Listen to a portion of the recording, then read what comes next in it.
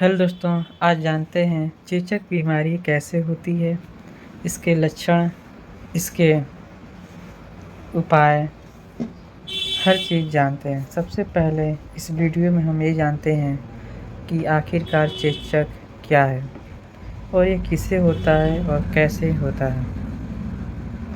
चेचक एक बहुत ही खतरनाक बीमारियों में से एक है।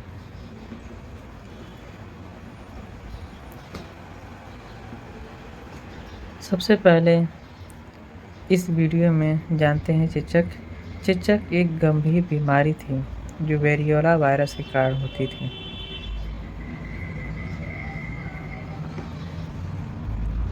इससे गंभीर दाने निकलते थे जो अक्सर विकृत निशान छोड़ जाते थे। चेचक से पीड़ित लगभग 3 में से 1 व्यक्ति की मृत्यु हो जाती थी। 1980 से चेचक का उन्मूलन हो चुका है। 1978 के बाद से इसका कोई मामला सामने नहीं आया। चेचक की पहली बीमारी थी जिसके लिए टीका बनाया गया था।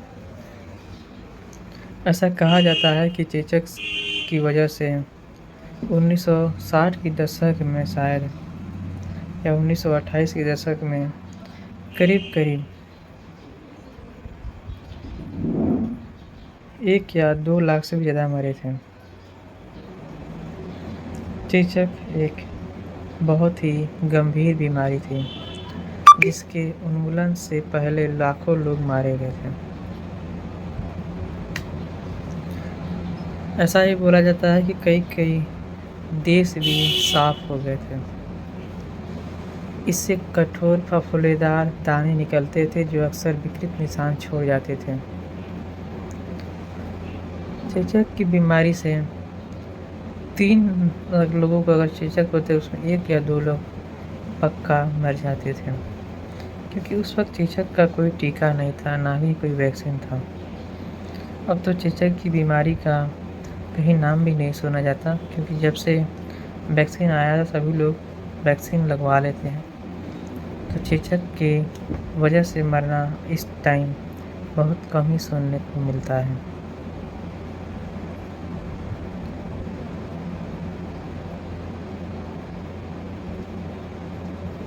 उन्नीस 1960 के दशक में WHO यानी कि विश्व स्वास्थ्य संगठन ने चेचक के प्रसार को रोकने की पुरजोर कोशिश की थी। विश्व स्वास्थ्य संगठन ने चेचक के प्रसार को रोकने के हर तरीके को अपनाया था और वह सफल भी हुआ था। WHO ने इसकी वैक्सीन बना करके पूरे देश में सप्लाई की। उसके बाद से 1970-1980 के दशक के बाद से चेचक की एक भी बीमारी सामने नहीं आई।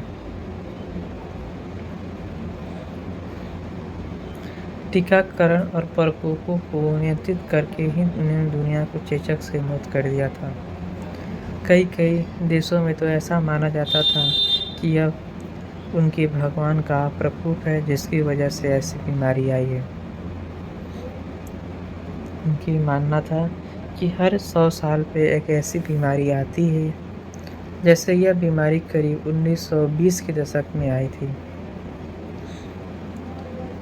और 1920 के दशक से आने के बाद फिर से 2020 में करीब कोरोना आई थी और 1900 के दशक में चेचक, 1900 उससे पहले के चेचक में हैजा।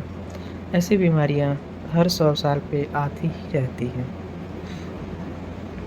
टीकाकरण और प्रकोपों को नियंत्रित करके उन्होंने दुनिया को चेचक से मुक्त कर दिया। 1980 में इसे ख़त्म कर दिया गया। आखिरी प्राकृतिक रूप से होने वाला मामला 1977 में था।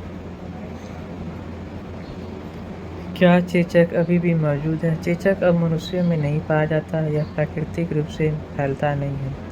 पिछले 45 वर्षों में चेचक का कोई भी मामला सामने नहीं आया है। 2 प्रयोगशालाओं में केवल शोध के उद्देश्य से चेचक का पैदा करने वाले वायरस का स्टॉक है। चेचक के सफलतापूर्वक उन्मूलन में योगदान देने वाले कुछ कारकों में शामिल हैं। चेचक केवल मनुष्य को ही होता है। यह जानवरों या कीड़ों से नहीं फैलता। इसका मतलब है कि संक्रमित होने के इसके तरीके बहुत कम हैं।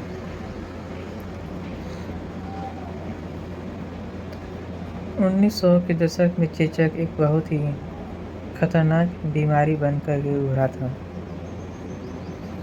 इसे पहचानना बहुत आसान था।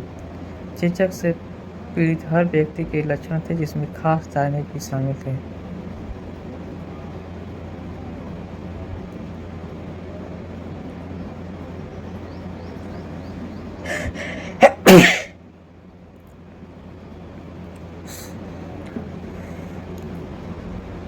कोई भी व्यक्ति चेचक को बिना जाने नहीं ले जाता।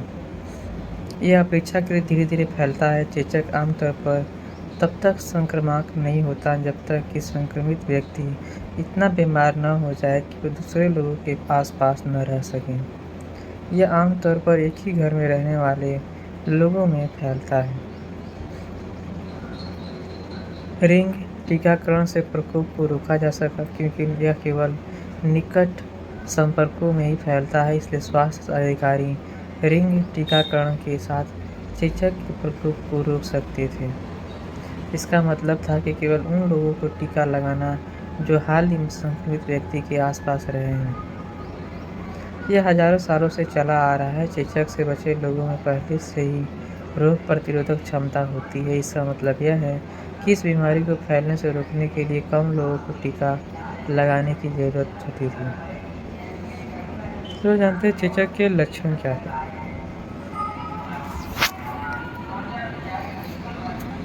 चेचक के लक्षण विभिन्न चरणों में होते थे, जैसे कि तेज बुखार, भयंकर सर दर्द, कमर दर्द, पेट दर्द, अत्यधिक थकान और कमजोरी, उल्टी करना, दाने जो आपके मुंह से शुरू होकर आपके चेहरे पर फिर आपके शरीर के बाकी हिस्सों में फैल जाते थे। घाव फिर दाने से कठोर फुंसियां बन जाती हैं। सबसे पहले बुखार, सिर दर्द, थकान जैसे लक्षण दिखाई देते हैं। ये 2 से 4 दिन तक चलते हैं। हालांकि दाने दिखाई देने के बाद भी बुखार जारी रह सकता है या वापस आ सकता है। दाने फिर कई चरणों से गुजरते हैं जो कई दिनों तक चलते हैं। चेचक के दाने आपके मुंह और चेहरे पर शुरू होते हैं और जल्दी आपके शरीर के अधिकांश हिस्सों को कवर कर लेते हैं। यह दाने के रूप में शुरू होता है और कठोर धक्कों के रूप से समाप्त होता है, जो पपड़ी में बदल जाते हैं। चेचक के सबसे आम प्रकार में दाने कई चरणों से गुजरते हैं। आपके शुरुआती लक्षणों के बाद आपकी जीभ और मुंह और गले के अंदर दाने विकसित हो जाते हैं। आपके मुंह में लाल धब्बे, घाव बन जाते हैं जो फटकर फिर फूल जाते हैं।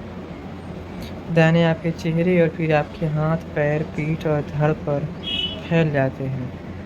लगभग 1 दिन में यह आपके पूरे शरीर में फैल जाता है, जिसमें आपके हाथों की हथेलियां और पैरों के तलवे भी शामिल हैं। आपकी त्वचा पर मौजूद गांठें मवाद से भर जाते हैं।